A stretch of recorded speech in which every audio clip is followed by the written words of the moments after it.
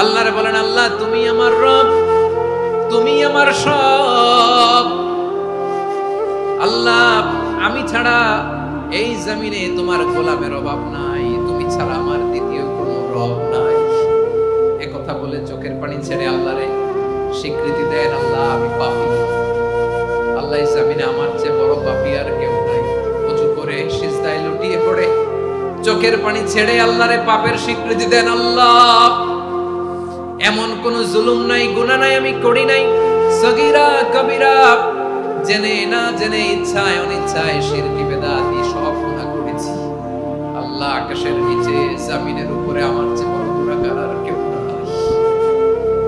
চোখের পানি ছেড়ে আল্লাহরে বলেন, আল্লাহ আমি ছাড়া তোমার গোলামের অভাব নাই, তুমি ছাড়া আমার দ্বিতীয় কোনো রব নাই, তুমি ছাড়া তো কেউ আমার গুনাহ ক্ষমা করার নাই, তুমি আমার রব, তুমি আমার সব। বলতে পারবেন?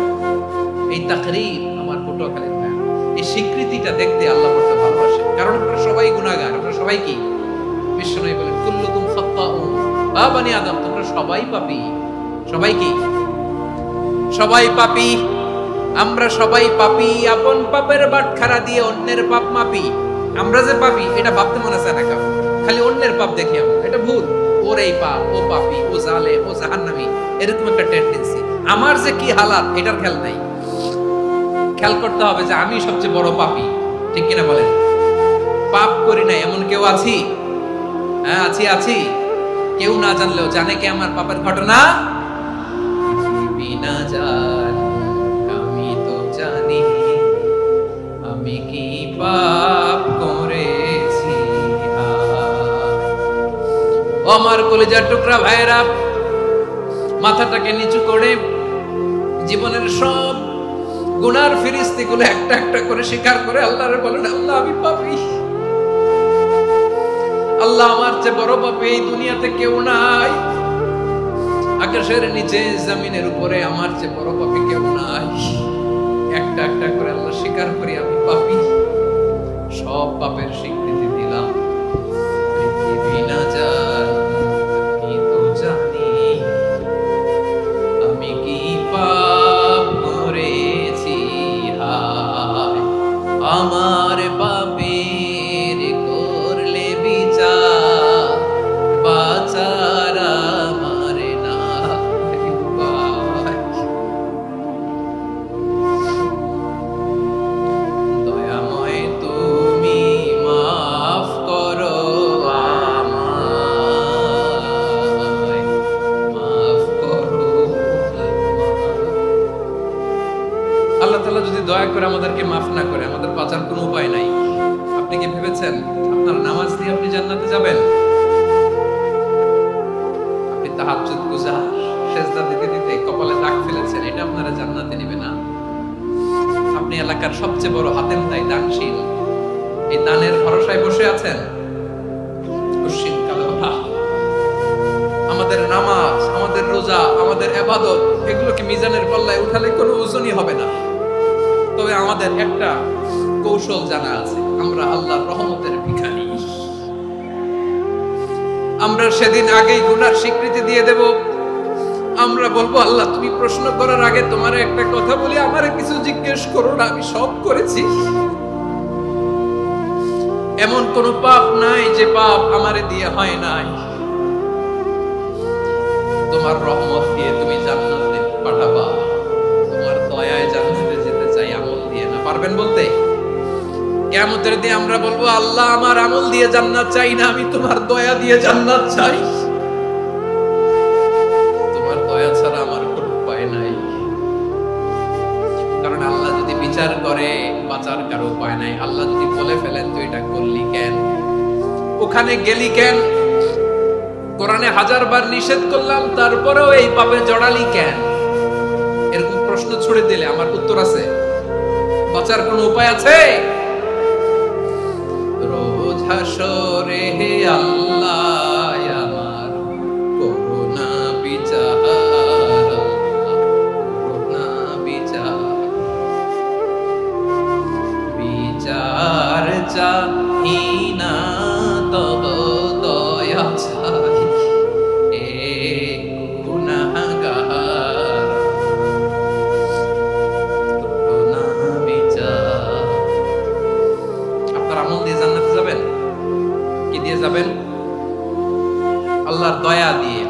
রহম আর দয়া ছাড়া কেউ জান্নাতের চেহারাও দেখতে পাবে না।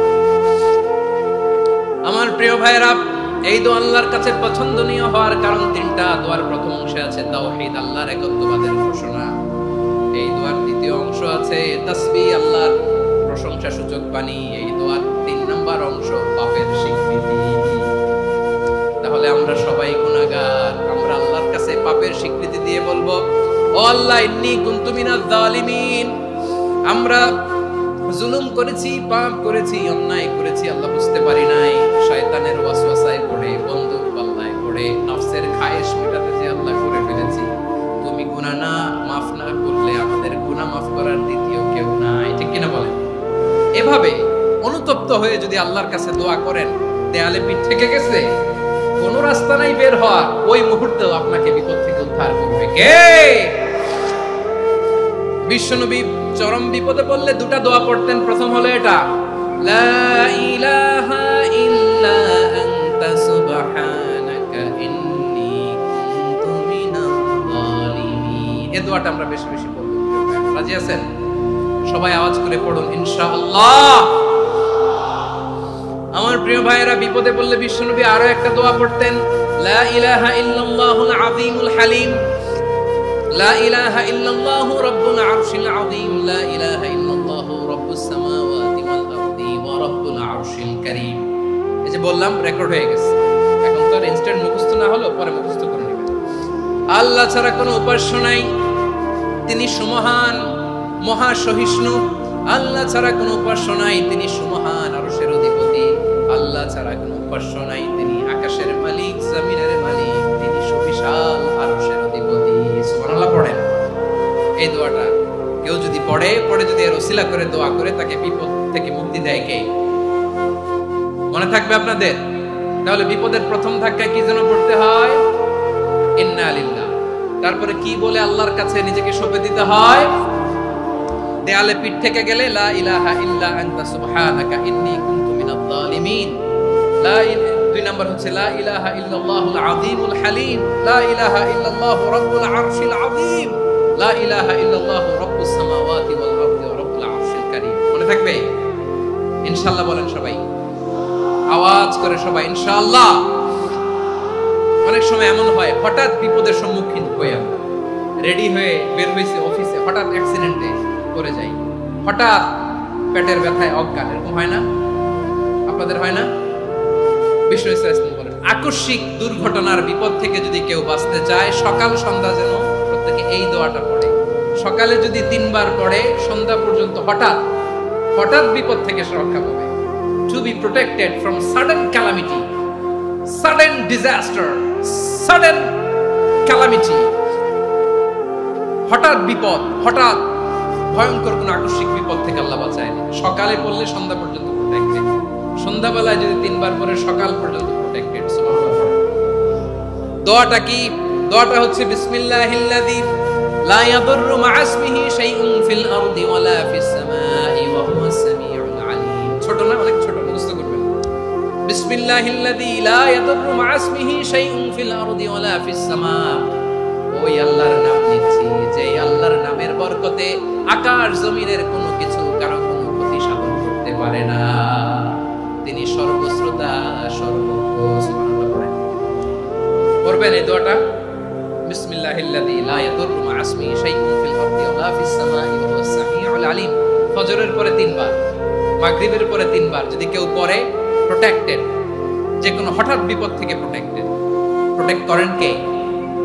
ওই আল্লাহর নাম নিচ্ছি যে আল্লাহর নামের ওসিলায় আকাশ জমিনের কোনো কিছু কোনো ক্ষতি করতে পারে না। সুবহানাল্লাহ পড়েন। আচ্ছা, এবার আমাদের জীবনে দুশ্চিন্তা আছে না নাই বলেন? Tension, hyper tension, anxiety, depression, চিন্তা, টেনশন নাই, এরকম কে কে আছে দেখি? হাত তোলেন। ওই যে হাত তুলছে এক আল্লাহর নবী, ওই যে টেনশন নাই তোমার, মাশাআল্লাহ। ও না বুঝে তুলছে, জোকের চোটে, জোশের ঠেলায় ধাক্কায় তুলে ফেলছে। সবার জীবনে টেনশন আছে না নাই? এই দুশ্চিন্তা, পেরেশানি, মারাত্মক পেরেশানি থেকে মুক্তি পাওয়ার জন্য বিষ্ণু ইসলাম 2টো দোয়া পড়তেন। কয়টা? অনেকগুলো পড়তেন। স্পেশাল 2টো দোয়া আজকে আপনাদের শিখায় যাবো, শুনবেন? না কষ্ট হচ্ছে? সংক্ষিপ্ত মুনাজাত দিয়ে দেই। ওরে আল্লাহ, আমি তো 9:30 ক্রস করে ফেলছি মাসুদ ভাই, খেয়াল করে নেই। আর কয়েক মিনিট। ঠিক আছে, ঠিক আছে। পেরেশানিতে পড়লে, টেনশনে পড়লে এই দোয়াটা, প্রিয় ভাইরা, বিষ্ণু ইসলাম যখন খুব বিপদে পড়তেন, দুশ্চিন্তা ওনাকে ঘিরে ধরতো, উনি পড়তেন ইয়া হাইয়ু ইয়া কাইয়ুম বিরহমাতিকা আস্তাগীথ, ইয়া হাইয়ু ইয়া কাইয়ুম বিরহমাতিকা আস্তাগীথ, ইয়া হাইয়ু ইয়া কাইয়ুম, হে শাশ্বত অবিনশ্বর, হে চিরঞ্জীব, বিরহমাতিকা আস্তাগীথ, তোমার রহমতের উসিলায় তোমার কাছে ফরিয়াদ করি, এটা পড়তেন। আবার আরেক বর্ণনায় এসেছে ইয়া হাইয়ু ইয়া কাইয়ুম বিরহমাতিকা আস্তাগীথ আসলিহ লি শা'নি কুল্লাহু ওয়া লা তাকিলনি ইলা নাফসি তারফাতা আইন, আসলিহ লি শা'নি কুল্লাহ, আল্লাহ আমার সবকিছু আপনি সেটেল করে দেন। আমাদের সব ঝামেলা সেটেল করে দিতে পারে কে? আমরা তো সেটেলমেন্টের জন্য এসপি সাহেবের কাছে যাই, ডিসি সাহেবের কাছে যাই, অমুক ভাইয়ের কাছে যাই, তমুক ভাইয়ের কাছে যাই। এই দোয়া পড়লে আরশের উপর থেকে আপনার ম্যাটার সেটেল করে দিবে কে? তাহলে পড়বেন ইয়া হাইয়ু, এ চিরঞ্জীব।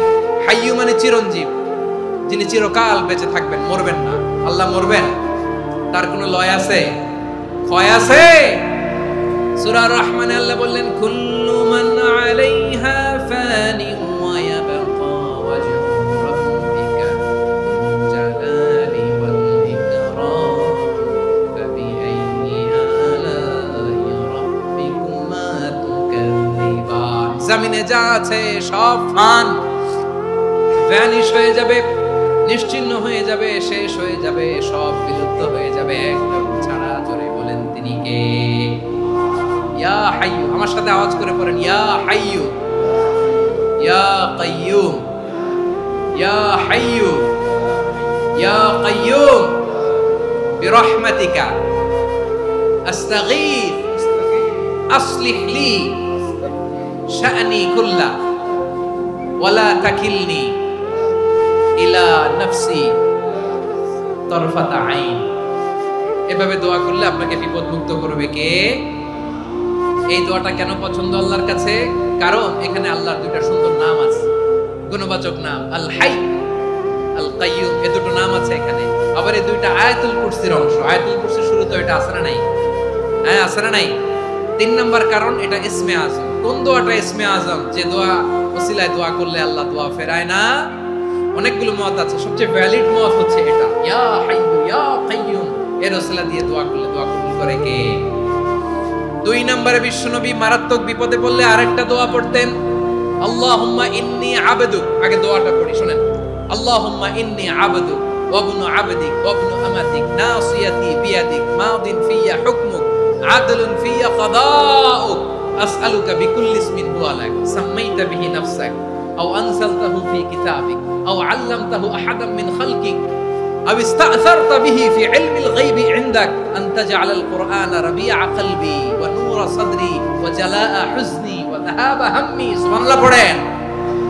বিষ্ণুই বলতেন আল্লাহুম্মা ইন্নী আবদুক, ও আল্লাহ আমি আপনার গোলাম, ওয়া ইবনু আবদিক, গোলামের ঘরের গোলাম, ওয়া ইবনু আমাতিক, বাদীর ঘরের গোলাম। মানে আল্লাহ আমি আপনার গোলাম, আমার বাবা আব্দুল্লাহ ছিল আপনার গোলাম, আমার মা আমিনা ছিল আপনার বাদী। মানে আমরা গোলাম বংশের, সব গোলাম। নিজের এর চেয়ে আর ছোট করে আল্লাহর কাছে উপস্থাপন করা যায় আমার ভাইরা? কথা কি বুঝতেছেন? নিজেকে এর চাইতে ছোট, নগণ্য আর তুচ্ছ করে আল্লাহর সাথে প্রেজেন্ট করা যায়? বিশ্বনবী বললেন, ও আল্লাহ আমি আপনার গোলাম, গোলামের ঘরের গোলাম, দাসীর ঘরের গোলাম, নাসিয়াতি বিয়াদিক, আমার মাথার চুলের ঝুঁটি আপনার হাতের মুঠোয়। আপনি ডানে টান দিলে আমি ডানে যেতে বাধ্য, আপনি বাঁয়ে টান দিলে বাঁয়ে যেতে বাধ্য। সুবহানাল্লাহ বলেন। পিছনে 2-1 ভাই দাঁড়ালেন কেন? হ্যাঁ, বসুন। জায়গা চেঞ্জ করতেছে, সেই দুপুর থেকে বসে আছে, আমি জানি জানি। মাশাআল্লাহ, কেউ 2-1 বেরিয়েছে, গ্যাপ পূরণ করতেছে। মাশাআল্লাহ। পড়েন সুবহানাল্লাহ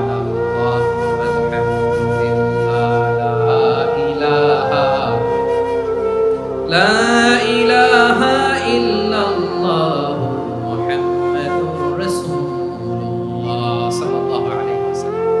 বিশ্বনবী বললেন, আল্লাহ আমার মাথার চুলের ঝুঁটি আপনার হাতের মুঠোয়। আচ্ছা, এইভাবে কাকে ধরা হয় যে খুব ছোট, ঠিক কি না? নিজেকে কত ছোট করলেন বিশ্বনবী। ও আল্লাহ, আমার মাথার চুলের ঝুঁটি আপনার হাতের মুঠোয়, আপনি ডানে টানলে আমি ডানে যাব, বায়ে টানলে বায়ে যাব। আল্লাহ, আসআলুকা বিকুল্লি ইসমিন হুয়া লাক নাসিয়াতি বিয়াদিক মাদিন ফিয়া হুকমুক, আপনার নির্দেশ আমার উপর কার্যকর হবেই হবে। আদলুন ফিয়া কাদাউক, আপনার ফয়সালা, যেই ফয়সালাই আপনি আমার জন্য করেন এটাই ইনসাফ। সুবহানাল্লাহ। আমরা আল্লাহর ফয়সালায় সন্তুষ্ট হতে চাই না। কত কমপ্লেইন, আল্লাহ তুমি এটা দিলা না, ওইটা পাইলাম না, ওইটা হইল না রে, এরকম অভিযোগ কমপ্লেইন আমাদের আছে না নাই? আর বিশ্বনবী বলতেন আদলুন ফিয়া কাদাউক, আল্লাহ আমার জন্য তোমার যেটা ফয়সালা এটাই সবচেয়ে শ্রেষ্ঠ ইনসাফ, এর চেয়ে ইনসাফ আর হতে পারে? এভাবে কায়মান বাক্যে আল্লাহর কাছে বিশ্বনবী দোয়া করতেন। এরপরে বিশ্বনবী বললেন, আল্লাহ তোমার যত নাম আছে সব নামের ওসিলায় দোয়া করি, যে নাম তুমি আমাদেরকে জানিয়েছো, যে নাম তুমি আমাদেরকে জানাও নাই, যে নাম তুমি কোরআনে নাজিল করেছো, যে নাম নাজিল করো নাই, যে নাম শুধু নবীদেরকে জানিয়েছো। আর আল্লাহর এমন কিছু চমৎকার চমৎকার সুন্দর সুন্দর নাম আছে, এই নামগুলো রব্বুল আলামিন কাউকে জানাবে না। সুবহানাল্লাহ বলেন। আমরা তো 99 নাম জানি, 100 নাম জানি আল্লাহ, কিন্তু আল্লাহর এমনও কিছু নাম আছে যেগুলো আল্লাহ বিশ্বনবীরও জানায় নাই। এগুলো আল্লাহ ইলমুল গায়বে রেখে দিয়েছেন। দোয়ার সময় বলবেন, আল্লাহ তোমার যেই নামগুলো জানি, যেগুলো জানি না, যেগুলো কোরআনে আছে, যেগুলো নাই, যেগুলো নবীরে খাস ভাবে জানাইছো ওগুলোর উসিলায়, যেগুলো কোনোদিন জানাবাও না, তোমার ওই নামের উসিলাও তোমার কাছে চাই। আল্লাহ কোরআনকে আমার হৃদয়ের বসন্ত বানাও, আমার বক্ষের জ্যোতি বানাও, আমার চিন্তা দুশ্চিন্তা তুমি দূর করে দাও। বিশ্বনবী বললেন, এই কালিমাগুলো, এই বাক্যগুলো পড়ে যদি কেউ আল্লাহর কাছে ফরিয়াদ করে, তার হৃদয় থেকে দুশ্চিন্তা কাটিয়ে দিবে কে? পড়বেন, এই দোয়াগুলো পড়বেন। আচ্ছা, সব শেষে বলি, ঋণের বোঝায় যারা জর্জরিত, বিষ্ণু ইসলাম চমৎকার একটা দোয়া শিখিয়েছেন। আমাদের অনেকে ঋণের বোঝায় জর্জরিত আছে না নাই? এদিকে কেউ আছেন? থাকলে হাত তোলার দরকার নেই, থাকলে এই দোয়াটা পড়বেন। এক সাহাবীর নাম আবু উমামা, নামাজের ওয়াক্ত ছাড়া উনি মসজিদে যেয়ে বসে আছে। বিশ্বনবী বললেন, কি রে আবু উমামা, নামাজের তো ওয়াক্ত হয় না, মসজিদে কি? সাহাবী বলে, হুমুমুন লাজিমাতনি ওয়া দুয়ুন, নবী গো, ঋণের বোঝায় এমন টেনশনে আছি, ঘরে থাকতে পারলাম না, মসজিদে চলে আসছে। বিশ্বনবী বলেন, আমি কি তোমার এমন একটা দোয়া শিখাবো যেটা বললে আল্লাহ তাআলা তোমার ঋণের বোঝা হালকা করে দিবে? আবু উমামা বললেন, ইয়া রাসূলুল্লাহ, অবশ্যই শিখাবেন। বিশ্বনবী বললেন, তাহলে তুমি পড়বা, আল্লাহুম্মা ইন্নী আউযু বিকা মিনাল হাম্মি ওয়াল হাযান ওয়া আউযু বিকা মিনাল জুবনি ওয়াল বুখল ওয়া আউযু বিকা মিন গালাবাতিদ দাইনি ওয়া কাহরির রিজাল। ও আল্লাহ, তোমার কাছ থেকে দুশ্চিন্তা থেকে পানাহ চাই, কৃপণতা, ভীরুতা, অলসতা, কার্পণ্যতা, এই সব কিছু থেকে, মানুষের কঠোরতা, আমার উপর মানুষের আধিপত্য এবং ঋণের বোঝা থেকে পানাহ চাই। এই দোয়াটা যখন বিশ্বনবী শিখাই দিলেন, আবু উমামা বারবার এই দোয়া পড়েন, আল্লাহুম্মা ইন্নী আউযু বিকা মিনাল হাম্মি ওয়াল হাযান ওয়া আউযু বিকা মিনাল আজসি ওয়াল কাসাল ওয়া আউযু বিকা মিনাল জুবনি ওয়াল বুখল ওয়া আউযু বিকা মিন গালাবাতিদ দাইনি ওয়া কাহরির রিজাল। আবু উমামা বলে, এই দোয়া আমি পড়তে লাগলাম আর পড়তে লাগলাম, কিছুদিন পরে দেখা গেল বিশ্বনবীর শেখানো এই দোয়ার বদৌলতে আল্লাহ তাআলা আমার সব ঋণ পরিশোধের ব্যবস্থা করে দিয়েছেন। পড়বেন, পড়বেন। আমার প্রিয় পটুয়াখালীর ভাইয়েরা, বিশ্বনবীর জামাতা সাইয়্যিদিনা আলী রাদিয়াল্লাহু তাআলা আনহুর কাছে এক লোক এসে বলে, হে আলী, ঋণের বোঝায় আমি জর্জরিত, আমার কিছু অর্থ দিয়ে সাহায্য করো। সাইয়্যিদিনা আলী রাদিয়াল্লাহু তাআলা আনহু বললেন, আমি কি তোমারে এমন একটা দোয়া শিখাবো যেটা বিশ্বনবী আমাদের শিখিয়েছেন? এই দোয়া যদি তুমি পড়ো, লাউ কানা আলাইকা মিসলু জাবালিন কাবীরিন দাইনান আল্লাহু আনকা, পাহাড় পরিমাণে যদি ঋণের বোঝা হয়, আল্লাহ এটা পরিশোধের ব্যবস্থা করে দিবেন। ছোট্ট একটা দোয়া বিশ্বনবী শিখালেন, বললেন, তুমি পড়বা, আল্লাহুম্মা কফিনি বিহালালিকা আন হারামিকা ওয়া আগনিনি বিফadlika আম্মান সিওয়াক। বুঝতে আছে?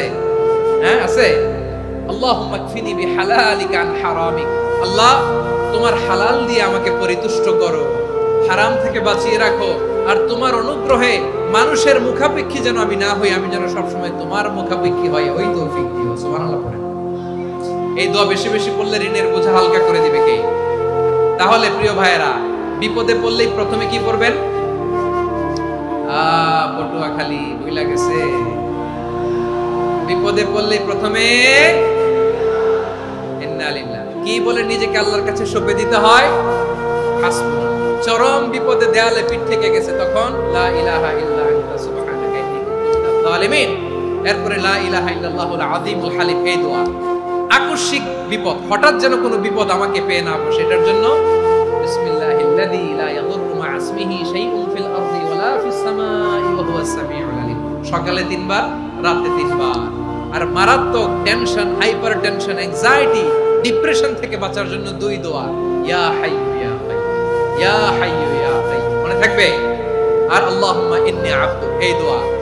ঋণ থেকে বাঁচার জন্য 2 দোয়া, আল্লাহুম্মা ইন্নী আউযু বিকা মিনাল হাম্মি ওয়াল হাযান, এটা। আর আল্লাহুম্মা কফিনি বিহালালিকা আন হারামিকা ওয়া আগনিনি বিফাদলিকা আম্মান সিওয়াক। আর সব সময় পড়ার জন্য একটা আমল দিয়ে যাই, উঠতে বসতে, অফিসে যাচ্ছেন, অফিস থেকে ফিরতেছেন, বসে আছেন, শুয়ে আছেন, ছোট্ট এক শব্দে আমরা যেন বেশি বেশি পড়ি আস্তাগফিরুল্লাহ। আওয়াজ করে আমার সাথে পড়ুন আস্তাগফিরুল্লাহ, আবার পড়ুন আস্তাগফিরুল্লাহ। আল্লাহ রাসূল সাল্লাল্লাহু আলাইহি ওয়াসাল্লাম বলেন, মান লাজিমাল ইস্তিগফার, যে সব সময় এরকম ইস্তিগফারের সাথে লেগে থাকে, জাআলাল্লাহু লাহু মিন কুল্লি দীকিন মাখরাজা, আল্লাহ তাআলা তাকে কোনো বিপদে আটকান না, সে জীবনে আটকাবে না। যে কোনো বিপদে আল্লাহ তার রাস্তা বের করে দিবেন, way out, you will get a way out, solution. সুবহানাল্লাহ। ওয়া মিন কুল্লি হাম্মিন ফারাজা, দুশ্চিন্তা মুক্ত হবে। ওয়া ইয়ারযুকহু মিন হাইসু লা ইয়াহতাসিব, এমন জায়গা থেকে আল্লাহ রিজিকের বন্দোবস্ত করবে যেটা সে কল্পনাও করে নাই। আওয়াজ করে পড়েন সুবহানাল্লাহ। তাহলে মনে থাকবে আস্তাগফিরুল্লাহর কথা। সব শেষ কথা বলবো, সব শেষ আমার প্রিয় ভাইয়েরা। এটা গেল নিজের বিপদ। কিসের বিপদ? নিজে যদি বিপদে পড়েন। অন্যের বিপদ যদি দেখেন, এটার জন্য একটা দোয়া আছে। অনেক সময় আমরা দেখি হাসপাতালে ক্যান্সারের 3rd স্টেজে চলে গেছে, লোকটা হ্যাংলা হয়ে, চিকন হয়ে, হায়রে কি কষ্ট পায়, দেখি না? বিষ্ণু বলে, একটা দোয়া যদি কেউ অন্যের কোনো বিপদ দেখে পড়ে, ওই বিপদ তার জীবনে কখনো আসবে না। শুনবেন? শোনার আগ্রহ আছে? অনেক সময় হয় যে আমরা মহাসড়ক দিয়ে যখন চড়ি, দুর্ঘটনায়, আইরে আল্লাহ, দুর্ঘটনায় মানুষের মাথা একদিকে, দেহ আরেকদিকে, ব্লিডিং, এরকম হয় না? আল্লাহ তুমি হেফাজত করো। বিশ্বনবী বলেন, এই দুর্ঘটনা দেখে কেউ যদি এই দোয়াটা পড়ে, তার জীবনে সে কোনোদিন এরকম অ্যাক্সিডেন্টের সম্মুখীন হবে না।